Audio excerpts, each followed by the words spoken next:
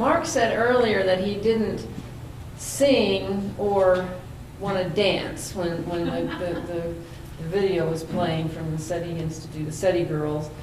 But he does write songs, so maybe he can write a SETI song for us. As my boss, is that your request for what? That's my demand, yes. Make sure it's in your performance. How many FTEs do I get for that? We'll discuss. Secondly, I have a real heart for NRAO because I was a Jansky Fellow years ago, based in Charlottesville, but I got to come out here every so often to do observations and such, and I loved coming out here, so it's really fun to be back. So, all right. So I'm going to address the question put before us a little bit differently, mainly focusing some on our own sort of internal societal reactions as a consequence to contacting or making contact with extraterrestrial intelligence. As we know, it's very compelling to think that there might be life beyond our own solar system, as we've been discussing this week. In fact, since there are hundreds of billions of stars in our own galaxy, and only one of them is the sun, and we know that our sun has planets and life, as we're discussing, couldn't there be another Earth out there, or some place that spawns life that has the same sort of curiosity and desire for contact that we do? All right, so what are some of these potential consequences of a detection of extraterrestrial intelligence and possible societal reactions? Well, some of these have already been mentioned. So the first thing I thought of was, well, response to what exactly? And Kathryn mentioned this, so I won't go into detail on there, but I think, as she said, the reactions are going to depend entirely on, exactly what it is that we detect. Is some probe coming through our solar system? That's going to give us a real shocker, whereas if we get some kind of radio detection, it's probably going to take some time for the analysis to go through, for the peer review to sort of confirm, that this must be some kind of intelligent signal, so forth. That'll give society a bit of time to digest this information. I think that would kind of soften the impact, at least at first, is my expectation. And as has been discussed here already this week, many people already expect that there are extraterrestrial civilizations out there. So it might not come as a huge surprise. I still think it will be some kind of a jolt to society, but maybe not a complete upset to our civilization. At some level, you might compare it to the detection of exoplanets. We've only been finding them for the last 15 years, and it was a big gratifying surprise in a sense when they were detected, but in another sense it wasn't a surprise. It had been predicted scientifically and also through science fiction for many, many years before that there should be planets around other stars. So in some sense it was simply a gratifying expectation coming to fruition when we started seeing exoplanets. Maybe it will be something like that with ETs. I don't know. What about the response? Okay, I'm not going to go into this either, but Kathryn mentioned, it depends on what we receive, but there will be some sort of response. Would that be from governments? Would it be from the military? Would it be from the scientists? Would it be from other cultural leaders? From the world as a whole? I can't help even thinking about this without thinking about the movie Contact and everything that happened there. So that's something that can be mused upon, but I do think that suddenly if we make some sort of contact or receive some sort of signal, that SETI will suddenly take a very different priority level in funding. I think that suddenly the study of extraterrestrial life, and including extraterrestrial intelligent life, will become immediately more accepted as science or sociology or anthropology or diplomacy. And again, I use the analogy of the exoplanet phenomenon. When I was in graduate school, exoplanet study was seen as a very fringe part of astronomy. And there might be one session off to the side at the American Astronomical Society meetings on exoplanets. But it really, in some people's mind, it wasn't even considered science. It was, I heard some people calling it bean counting, even when the detections first started happening. Now it's very central. I mean, extrasolar planets and related studies of planetary science and exobiology, astrobiology, astrochemistry. It's all a very hot topic, both at NASA and the other science foundations these days. So maybe this would happen as well, I suspect, as a consequence of an ETI detection. All right, but what about our own contemplations of what it means? We know from even ancient Greek philosophy that there were already speculations about there being extraterrestrial life. And my thanks go to the exoplanet exploration program at JPL, where I've borrowed some of their wonderful slides here. So Wes, are you in the room? Lost Wes Trout. Anyway, there are infinite worlds, both like and unlike this world of ours, says Epicurus. We must believe that in all worlds there are living creatures and planets and other things we see in this world. That was a pretty profound statement for, over 2,000 years ago. So, we're not the first ones to be thinking about this. I look at this picture, it's a famous one as you probably recognize, but I think of that as this same SETI gathering. We're celebrating SETI at 50 here. This was SETI at minus 2310 or something. Sorry? There's still somebody sleeping in the audience. There's still somebody sleeping. Right. Okay.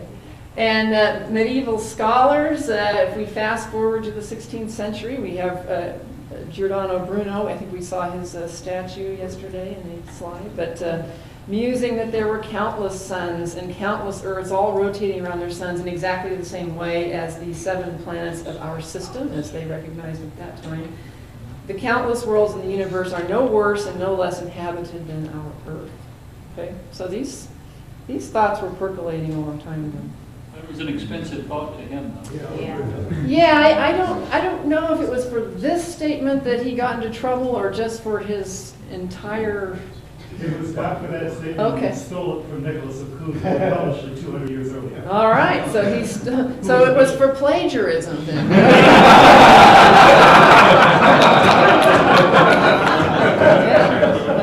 Let that be a lesson for us. Anyway, and of course Hollywood has had its own fun with this idea of contact with alien life, usually to our detriment, but that makes it more exciting. All right, so there's sort of 2 themes in my few minutes here that I thought I would touch on as I started thinking about this. One is, will finding extraterrestrial beings affect our view of our own human significance? And then also, will it affect sort of the views of the religious communities in the world? Now, I can't address either of those in 5 or 10 minutes, but I will touch on it, and this will kind of perhaps prime the pump for further discussions. Will this kind of contact affect the way we think of human life on Earth? Are we significant or special? Are we average? Are we accidental? Are we unusual? Where do we fit in?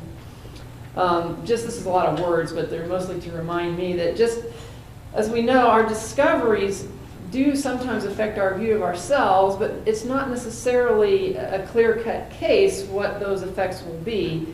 In other words, what does it mean to be significant? Do you need to be central to be significant? Do you need to be rare, or do you need to be abundant? That's not clear. We, of course, learned in the Copernican revolution that Earth is not in the center of the solar system, and the solar system is not in the center of the galaxy, and the galaxy is not in the center of the universe, and now we know there might be a multiverse and all kinds of things. But has that really impacted our significance? In fact, not being central can be interpreted as a loss of significance if position and uniqueness is how we base our significance. But there are plenty of cases and examples, as we can see, that being central or being rare does not necessarily correlate to significance. You can go the other way, in fact. And I ran across some very significant, interesting writings by Dennis Danielson, who's a professor of English, I think, at the University of British Columbia. who noted that back in Copernican times, being the center was sometimes seen as a very bad thing. That's where hell was, in the center of the earth, things like that. So being removed from the center in that time was sometimes seen as an elevation. So we have to be a little careful about, philosophically reading back what we would now. Pascal did a lot of existential musing on significance or insignificance, and he felt that the universe or the world had both infinitely large things in the cosmos and infinitely small things that were smaller than we could see, and that humans were right in this middle part, which kind of made us kind of mediocre in a sense. So he mused that we are nothing in comparison with the infinite, all in comparison with nothing, a sort of mean between nothing and everything. And as he continued to think about this, he said when he considered the short duration of his life, swallowed up in the eternity before and after, in the little space that he fills, he's engulfed in the infinite immensity of spaces of which he's ignorant, which know me not. He says, I'm frightened, and I'm astonished at being here rather than there. So these are these kind of self-reflections that we all have. He says, the eternal silence of these infinite spaces frightens me. So his reaction, at least to looking at the world, both large and small, and thinking about his place in it, was one of kind of humble fear, actually, trying to gauge the significance of his life. So here we are on Earth. Yes? All right. So are we significant? These kinds of musings can lead us in different ways, so I don't have an answer to that, but no and yes, we don't seem to occupy a special place in our galaxy or in the universe. Now we're finding out that planets are common, and as we're discussing here, life may be common, and our lifespans are pretty insignificant. But then you could say, hey, we are significant because at least this planet has evolved using heavy elements that have evolved from billions of years of star production. Our Earth is just in the right place. Advanced life may be uncommon. We don't know yet. We may be rare. Our universe has just the right fundamental constants for life to thrive. But then you could say, hey, wait a minute, there may be other kinds of life, there may be other kinds of universes, we may have a multiverse, we may just be a lucky accident. But in any case, you could say, hey, regardless of our place in space and time, why has this universe allowed the development of inhabitants in at least this place who can have this conversation? So these are philosophical arguments that I'm not sure will change a whole lot if we detect life elsewhere. We're still going to have a lot of these questions. How will the world's faith communities respond to the discovery of extraterrestrial life, or in particular extraterrestrial intelligence? Well, it turns out that there's been a lot of thinking about this that I'm just now getting familiar with. So as I'm starting to read some of the literature that have already come out about this, I find that often the presumption of whether intelligent extraterrestrials will hold religious faith of their own, or of how Earth's religions will respond to that detection of exo-life, seems a lot to depend on the view of religion that the person has who's thinking about it. So you can have this, some people saying advanced civilizations will surely have progressed or evolved either away from or toward religious belief, depending on whether you believe religious belief is a good thing or a regressive thing. And I find other writings that say that our finding extraterrestrial life will surely either disturb or affirm our current religious faith on Earth, again, depending on the perspective of the person doing the musing. So that says something, I think, about us, how we kind of project our views on what we expect from ETs.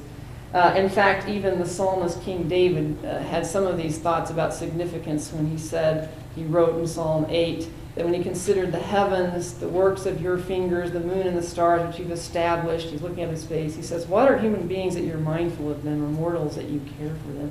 And yet you made them a little lower than God and crowned them with glory and honor. So here's a statement that it was, in King David's view, it was God's choice to give us significance. And that's echoed further in other places. So I think I'll skip through that. There was a survey that I just discovered by Ted Peters, who's a theologian out at the Berkeley Theological Institute and at the Pacific Lutheran Seminary, who did a survey of whether the detection of extraterrestrials would lead to some religious crisis. And he's got some lectures and books on this. This is called The Evolution of terrestrial and extraterrestrial life, which I just discovered, a very interesting book.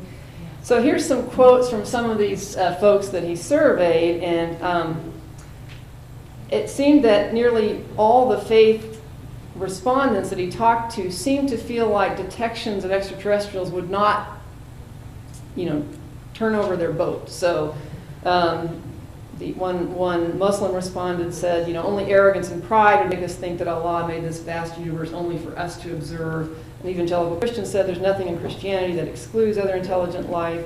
A Buddhist responded saying ETs would be essentially no different from other sentient beings. Someone who identified themselves as a mystic would say that my belief in God is absolutely unaffected by extraterrestrial life. An atheist respondent said that the discovery of ET would not affect their personal belief system.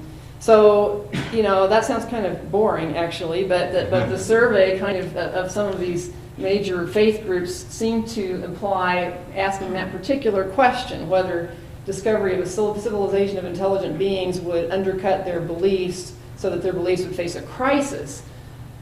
The strong majority of everybody said no. So now I think if you dig down into the details of these particular faiths, there are issues that have to be dealt with, but I don't think they are crisis issues. For example, in Christianity, you have a specific redemptive work of God coming to earth in human form to redeem humanity. And so then you have to ask, well, would this atoning work of God in human form also cover beings in the rest of the universe? So these are theological issues. And also there's a basic theology issue that just because we encounter an advanced technological civilization doesn't necessarily mean that they have better character, right? So, and we've discovered that in our own civilization, that advancing technology doesn't necessarily correlate with higher character and morality. So I'll close with this. I would like to advertise that our AAAS, Dialogue on Science, Ethics, and Religion, is going to host one of the many special symposia that we have at the AAAS annual meetings at this coming February on astronomical pioneering. And this is this whole idea. We're basing it on exoplanets and kind of the current detection status of exoplanets, but then bringing in some discussions of different religious responses to if we do or don't detect likelihood of life elsewhere. And you'll recognize some names in the speaker list there. Wes Traub, Howard Smith is an astrophysicist from CFA, Nidal Gassoum is a Muslim astronomer from the United Arab Emirates, myself, Seth Shostak from the SETI Institute, and Owen Gingrich, a historian of science. So as we say where I grew up in Arkansas, y'all come. All right, and I'll close with this, and this would lead us, I think, into tonight's panel as well. The detection of extraterrestrial intelligence, in any case, could inspire a worldwide sense of excitement and a desire to explore, I hope. And then I hope that the detection of ETI can inspire a greater sense of unity and commonality between us humans. That's something that Jill Tarter expresses very well. So I'll close with that. Thank you.